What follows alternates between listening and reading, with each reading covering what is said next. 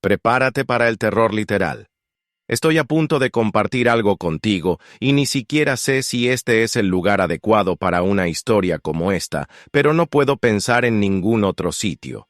Solo necesito sacarlo de mi cabeza. Se lo he contado a todo el mundo, mi familia, mis vecinos, mis amigos, incluso a algunos medios de comunicación al azar. Nunca es suficiente. No puedo explicarlo del todo, pero siento una extraña obligación de informar a la mayor cantidad de personas posible sobre lo que me ha estado pasando. Así que allá voy. Estamos en noviembre de 2019 mientras escribo esto. La historia se remonta a muchos años atrás.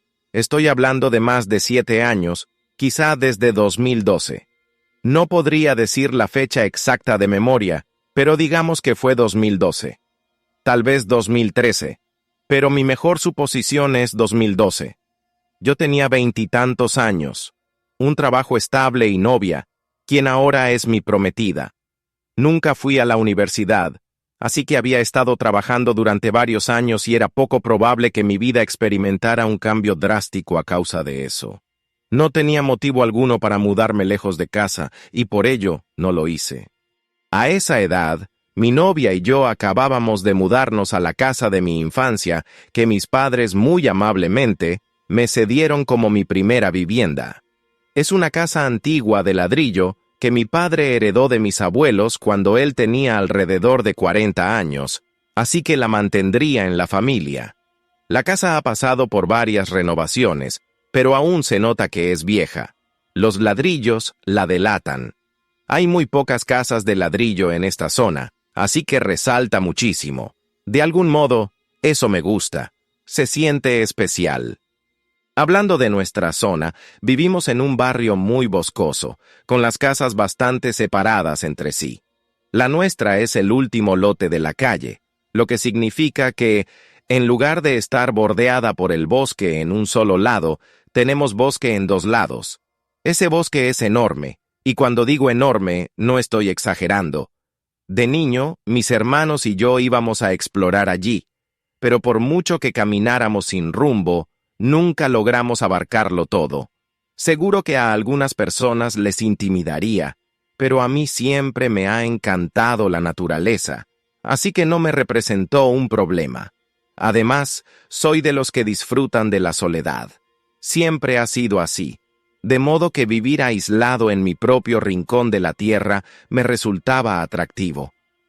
En fin, mi novia y yo llevábamos algunos meses allí cuando todo empezó. Era invierno. No recuerdo el mes exacto, solo sé que había nieve en el suelo.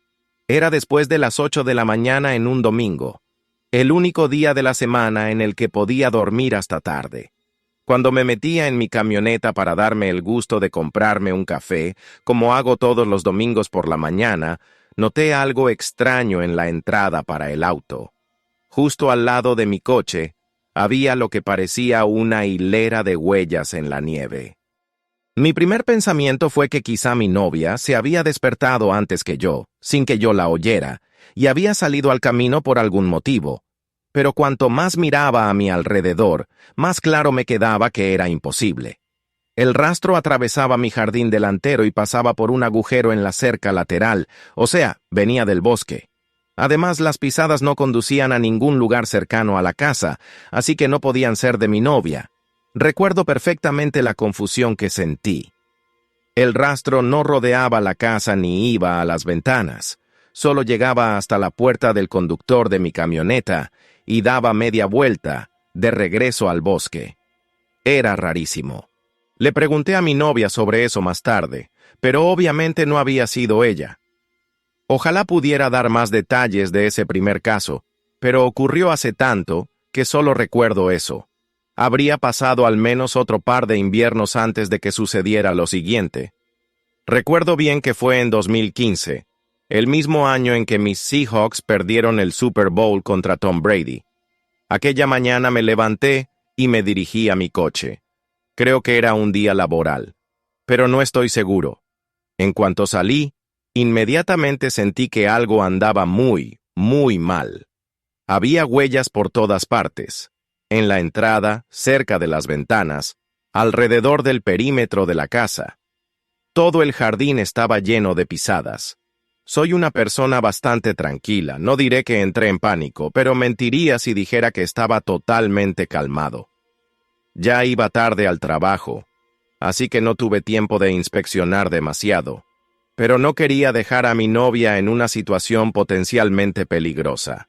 Corrí por el patio y los alrededores de la casa para asegurarme de que no hubiera nadie merodeando por la propiedad, pero no había mucho más que pudiera hacer con el tiempo tan limitado.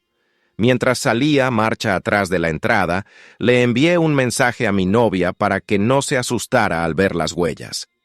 Ese día salí temprano del trabajo porque no podía sacarme el tema de la cabeza. Al llegar a casa, mi novia había hecho un descubrimiento impactante. En cuanto estacioné, me hizo señas para que fuera al jardín y señaló uno de los rastros. Llevaba todo el día mirándolo, inquieta. Al principio no entendía a qué se refería, pero luego lo noté.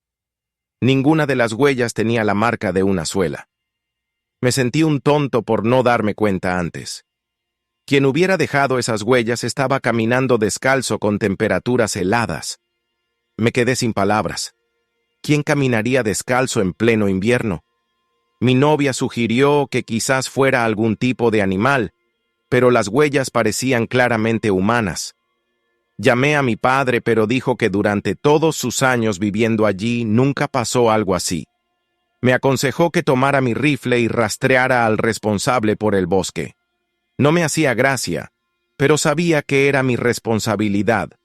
Mi novia quería llamar a la policía, pero pensé que sería una pérdida de tiempo. No había pruebas de ningún delito y la mera intromisión no ameritaba una búsqueda. Le prometí que llamaría a la policía si encontraba algo en el bosque y ella estuvo de acuerdo. Como ya dije, ese bosque es un mundo en sí mismo, así que me prometí darme la vuelta al atardecer. Cargué mi rifle al hombro y me adentré. Debí seguir el rastro durante unos 30 minutos, cuando noté algo muy extraño. De pronto, el rastro se dividía en dos caminos que divergían en direcciones distintas. No sabía cuál seguir, y lo peor es que no imaginaba que esto fuera posible. Pensé que quien hizo el rastro podría haberse devuelto sobre sí mismo para confundirme, pero luego surgió otra idea más aterradora. ¿Sería más de una persona? Siempre había asumido que seguía a un solo individuo, pero la idea de enfrentar a varias personas hizo que se me encogiera el estómago. No me agradaba la idea de estar en inferioridad numérica. Me quedé un rato allí, dudando, antes de decidir regresar. Estaba oscureciendo. Mientras volvía, no podía sacarme de la cabeza las extrañas huellas. Sentía que lo notaría si dos personas intentaban caminar en las mismas pisadas. Sería imposible no desajustarlas en algún punto. Después pensé que quizá alguien caminaba de espaldas para fingir que había dos personas, o tal vez solo era una persona que había retrocedido sobre sus pasos. O a lo mejor alguien cargaba a otra persona y en algún momento se cansó y la bajó. No sabía qué explicación era la más perturbadora. Esa noche sí llamamos a la policía, pero como predije, no podían hacer gran cosa sin evidencia clara de un delito.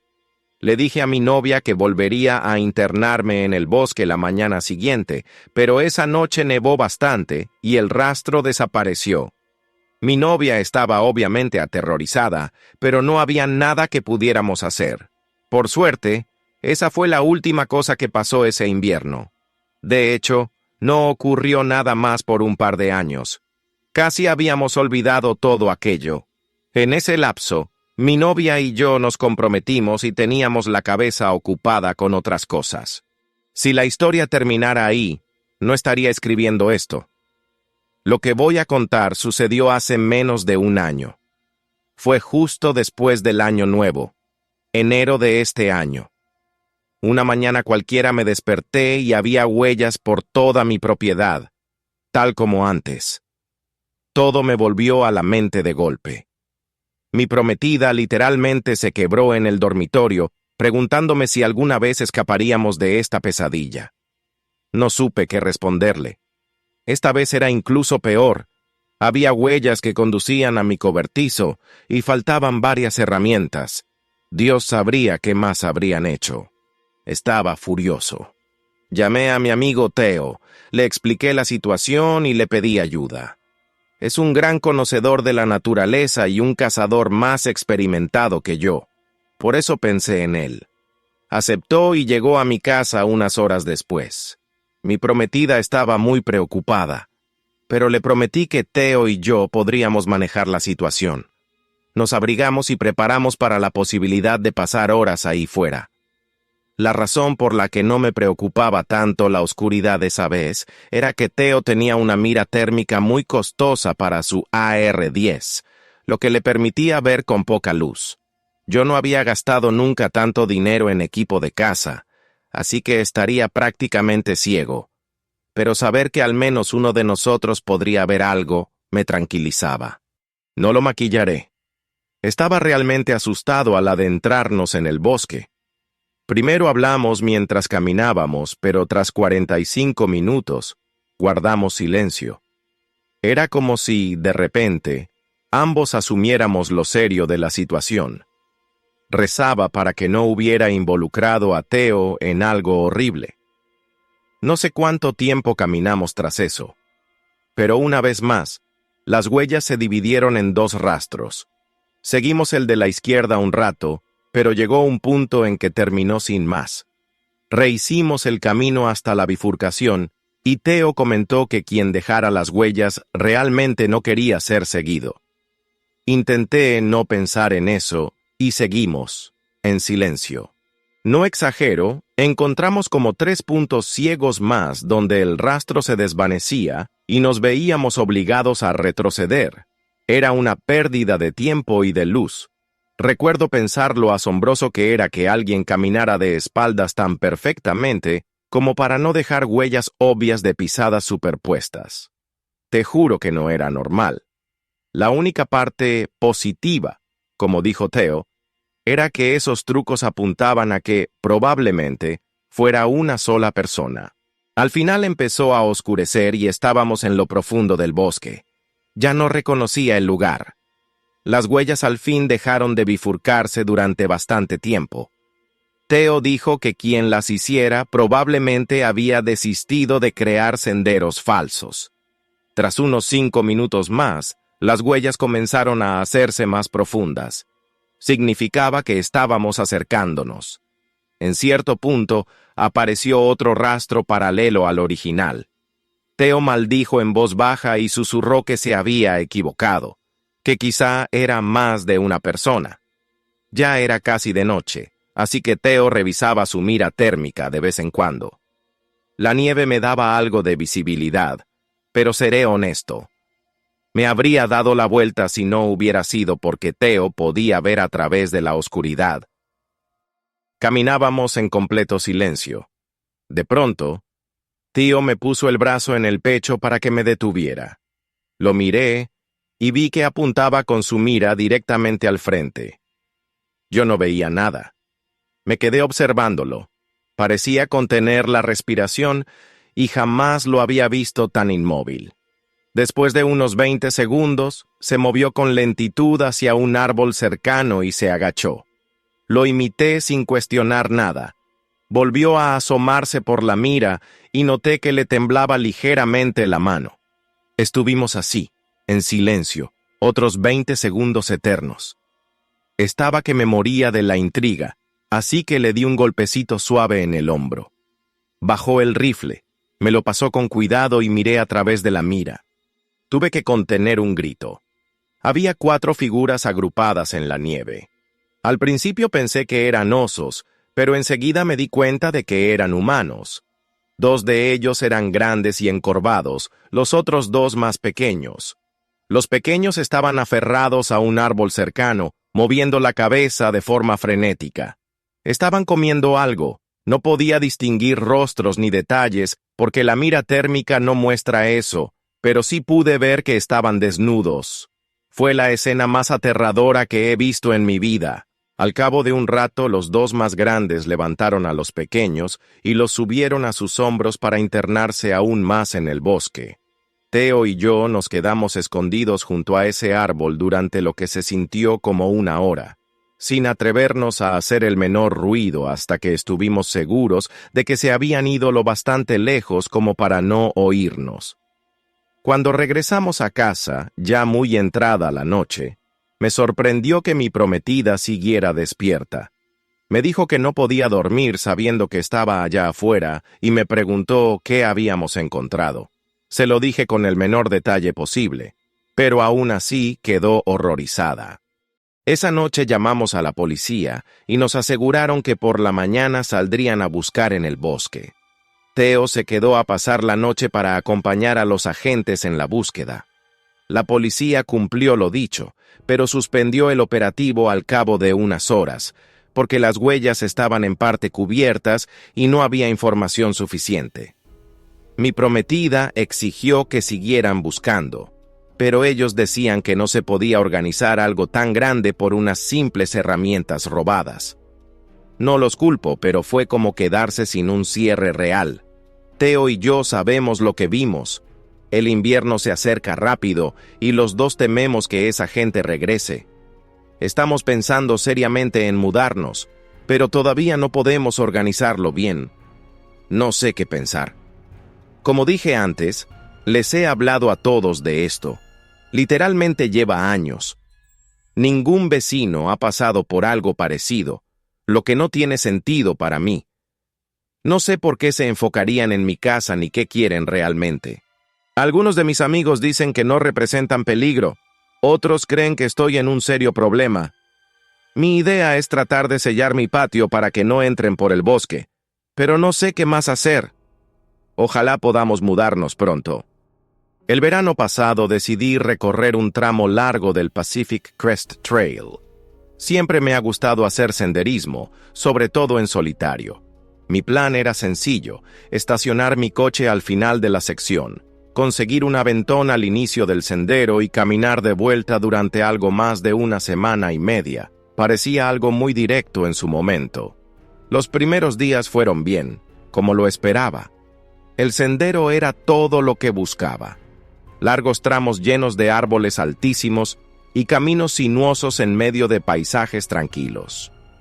Estoy en buena forma, así que no suelo detenerme con mucha frecuencia cuando hago senderismo. Evidentemente, no camino de noche, así que cada tarde montaba mi tienda para descansar. Siempre he preferido ser discreto, especialmente porque un excursionista en solitario puede llamar la atención. Por eso, me alejaba un poco de la ruta principal para armar mi campamento. Pensé que era mejor así.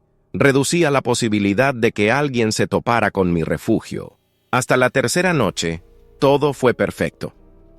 Pero lo que voy a contar es la razón por la que me tomaré un descanso prolongado de las caminatas y de cualquier tipo de aventura en bosques. Esa noche me desperté de golpe, con la sensación de que algo no iba bien. Era esa corazonada que no puedes explicar, pero que sabes que debes tomar en serio. Revisé mi tienda y parecía estar todo normal, así que decidí mirar fuera. Tomé mi rifle, la linterna y abrí la cremallera. Afuera no había nadie, al menos a la vista. Regresé y empecé a revisar mi mochila. Fue entonces cuando noté que mi billetera había desaparecido. Al principio pensé que quizás la había dejado fuera o en algún rincón de mi equipo, pero revolví todo y no estaba. ¿Alguien había entrado a mi tienda solo para robarla? Era improbable, pero tampoco suelo perder las cosas así. Me resigné a concluir que tal vez la había extraviado yo mismo. Lo peor vino después. En los días siguientes, empecé a notar que faltaban más objetos, cosas pequeñas, aparentemente al azar. Un mechero, mi navaja suiza, algunas barras energéticas. Ya no cabía duda de que alguien me estaba robando. Parte de mí no quería admitirlo, pero para el cuarto día era innegable. Me estaban acechando. No había cobertura de celular en ese tramo del sendero, así que no podía avisar a nadie. Recuerdo que pensé en darme la vuelta, pero solo me ahorraría un par de días de trayecto. No había forma de caminar en una u otra dirección sin dormir. pero tampoco me sentía seguro acampando cuando alguien andaba rondando. Era un callejón sin salida. Me forcé a mantener la calma y recordé que por algo llevaba mi rifle. Entonces caí en la cuenta. ¿Por qué esa persona no me lo robó? Era como si se divirtiera fastidiándome. Esa noche até la cremallera de la tienda desde dentro, esperando que eso lo mantuviera fuera. Traté de no dormirme, pero el cansancio me venció. Al despertar comprobé que nadie había entrado. Sin embargo, la paranoia ya me había consumido por completo. La soledad me estaba volviendo loco y cada segundo se volvía insoportable. No soy una persona ansiosa, pero jamás me he sentido peor que en los siguientes días. Imagina estar en mi lugar, sin más opción que seguir andando, sabiendo que alguien te vigila a poca distancia. Era un estrés constante que me estaba destruyendo. No sé cómo explicarlo, pero mi mente empezó a jugarme malas pasadas. Cualquier crujido en los arbustos resultaba ser nada. Sombras que veía por el rabillo del ojo se desvanecían al mirar directamente. Las alucinaciones empeoraron, aunque no recuerdo todas en detalle. Hubo una que se me quedó grabada. Caminando, sentí claramente que metía el pie en un charco a la altura del tobillo. Casi tropecé. Escuché el chapoteo y sentí mi calcetín empaparse con agua fría, pero al mirar abajo el suelo estaba completamente seco. Me quedé allí, atónito. Fue tan real, pero no podía quedarme quieto, tenía que continuar. A pesar de todo, las alucinaciones disminuyeron un poco después de que un día me lavara la cara con agua fría para calmarme. Pensé que si continuaban, no sabía lo que haría. Otra noche, me despertó el sonido de pasos alrededor de mi campamento. Cogí mi rifle, preparado para enfrentar a quien fuera, pero mi cuerpo no respondía, paralizado por el miedo. Finalmente, los pasos se alejaron, pero esa noche no pude volver a dormir. Al llegar el amanecer, recogí todo a toda prisa, con las manos temblándome tanto que me costaba atar mis cosas. No soportaba otra noche allí. Estaba casi al final del recorrido. Tal vez me quedaban poco más de un día o día y cuarto de camino. Decidí que no haría más paradas para dormir, que seguiría de largo durante la noche para salir de ese condenado sendero cuanto antes. Caminé por horas, tan rápido como mi cuerpo lo permitía. Al anochecer, mantuve el ritmo, con la linterna en una mano y el rifle en la otra. Nunca había caminado de noche y no estaba preparado para lo difícil que sería. Aún así, continué, obligado a contener mi respiración con cada paso. Después de quizá una hora en la oscuridad, ya estaba cerca de mi coche. Entonces lo oí. Pasos a mi espalda. Me giré y alumbré con la linterna, horrorizado al ver cómo algo se ocultaba tras un árbol. El pánico me invadió. Apunté mi rifle y grité que saliera, que se mostrara. Con mis propios ojos vi una figura salir de detrás del tronco. Era humana, sin duda, pero se veía sumamente salvaje. No puedo describirlo de otra manera. Vestía únicamente unos pantalones cortos míos que ni siquiera sabía que me habían robado. Tenía la piel llena de rasguños y la cara cubierta de vello. Empezó a avanzar hacia mí, pese a que le apuntaba con un arma. Antes de pensarlo dos veces, disparé un tiro de advertencia a su costado. El hombre dio un brinco, asustado por el estruendo, y huyó corriendo hacia lo profundo del bosque. Me quedé allí, en shock. Sin perder otro segundo, me di la vuelta y corrí lo más rápido que pude. Al llegar a mi auto, cerré con llave y llamé a la policía. Cuando llegaron, me aconsejaron no quedarme. Ni falta que hacía decírmelo. Salí de ese lugar esa misma noche. Lo más impactante, en mi opinión, fueron las alucinaciones. No tenía idea de que pudieran ser tan vívidas. Pasará mucho tiempo antes de que vuelva a salir de excursión, y cuando lo haga, no estaré solo. Le recomendaría a cualquiera que planee recorrer el Pacific Crest Trail que vaya con extrema precaución y armado. Esta experiencia me sigue atormentando. Music. Lo siento si me confundo en algún detalle de la historia que contaré ahora. Es algo que me repitió varias veces mi mejor amigo hace ya varios años. Es una de esas historias tan inquietantes que no puedes quitarte de la cabeza, incluso tras oírla múltiples veces. El padre de mi amigo era leñador, concretamente operador de una sierra mecánica para árboles. Para quien no lo sepa, estas máquinas son enormes y pueden talar árboles gigantes y cortarlos en secciones de longitud específica.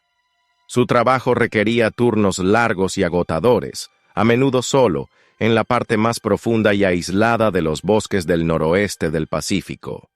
La forma en que trabajaba su equipo de tala implicaba que le pagaban según la cantidad de árboles que derribara, en lugar de las horas. Por eso, solía trabajar jornadas de 16 a 20 horas para terminar rápido. Después de que él y su compañero acababan la parte de derribo, llegaba el resto de la cuadrilla para retirar los troncos y transportarlos al aserradero. Aproximadamente la mitad del tiempo trabajaba solo, y la otra mitad con su amigo Griffin, quien también operaba otra sierra mecánica. Usaban radios para comunicarse, sobre todo si trabajaban en extremos opuestos de la misma zona de trabajo. Hace años, el padre de mi amigo y Griffin fueron asignados a un lugar remoto en lo alto de una montaña. A la empresa le tomó más de 3 semanas abrir un camino lo bastante amplio para que sus camiones y equipos llegaran allí. Cuando empezaron, se encontraban en un punto realmente desolado. Tras 10 días de trabajo, iban bien. Fue entonces cuando empezaron a oír conversaciones extrañas por radio. Al principio, eran voces apagadas, murmullos con estática que no tenían sentido. Intentaron cambiar de canal, pero la voz los seguía a cada uno, algo que debería ser imposible. A medida que subían la montaña, los fragmentos de voz se hacían más claros, pero las frases seguían sin entenderse. Ambos coincidían en que el tono parecía cotidiano, pero algo no cuadraba. También empezaron a ver señales de que otras personas habían estado allí antes. Contenedores tirados, huellas en la tierra, pequeñas áreas de campamento improvisadas. Pero si ese lugar era tan remoto que apenas se podía acceder, ¿cómo habían llegado hasta allí? Un día, Griffin encontró una tienda de campaña oculta a un lado de un sendero.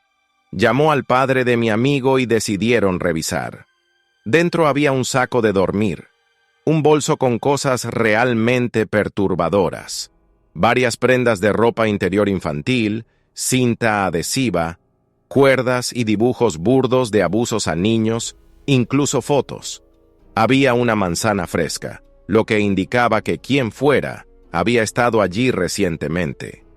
Griffin quiso empacar todo e irse inmediatamente, pero el padre de mi amigo, que nunca abandonaba un trabajo, insistió en terminar.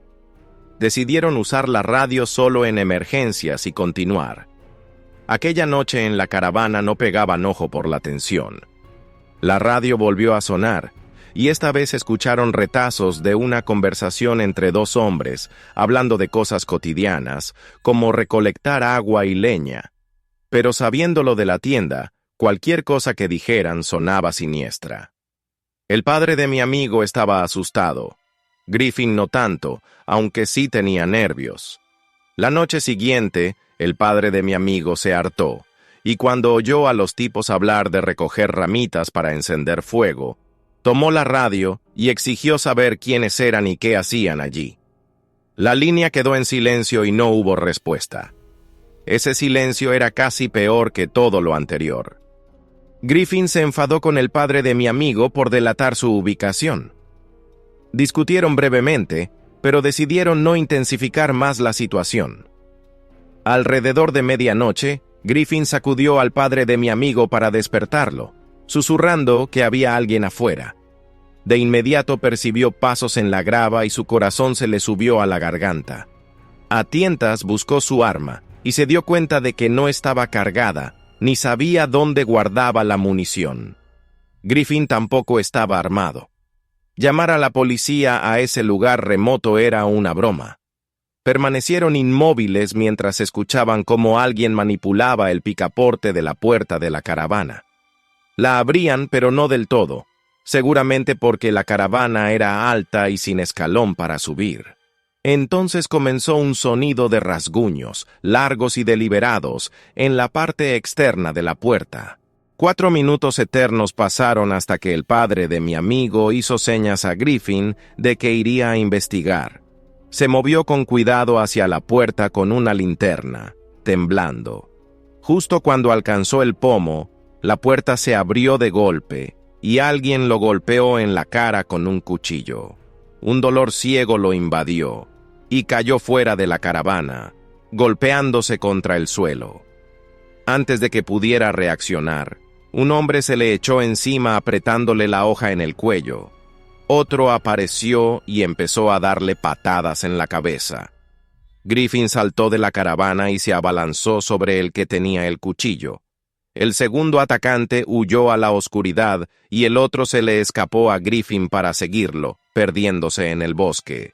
Griffin ayudó al padre de mi amigo a subir de nuevo a la camioneta y condujeron 2 horas hasta el hospital más cercano. Estaba muy malherido, la cara destrozada, un tajo tremendo en el ojo que le dañó la visión de manera permanente. Informaron a la policía, pero nunca encontraron a los agresores. 2 semanas después, cuando el resto de la cuadrilla terminó el trabajo, uno de sus compañeros apareció atado, amordazado, violado y asesinado en una zanja. No arrestaron a nadie. Hasta el día de hoy, el padre de mi amigo sufre de trastorno de estrés postraumático. Su ojo derecho, con la pupila deformada, le recuerda constantemente aquella noche.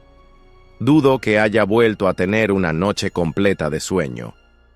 Por mi parte, hace mucho que los bosques profundos me dan pavor, en gran parte por la experiencia de aquel hombre. No he visto ni hablado con mi amigo ni con su padre en años, así que solo espero que estén bien.